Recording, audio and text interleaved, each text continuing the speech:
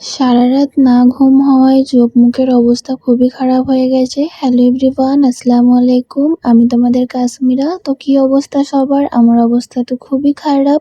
সারারাত এতই পেটে পেইন হচ্ছিল, একদমই ঘুম হয়নি। আর দেখো, আমি বেনি করে শুয়েছিলাম, চুলটা কি অবস্থা হয়ে গেছে। তারপর আমি চুলের বেনি খুলে একটা ক্লিপ আটকে নিয়েছিলাম।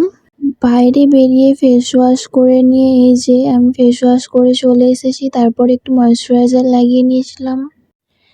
তারপর আমি পানি খেয়ে নিয়েছিলাম, কারণ পেটে যন্ত্রণা হলে সবাই বলে বেশি বেশি পানি খেতে হয়।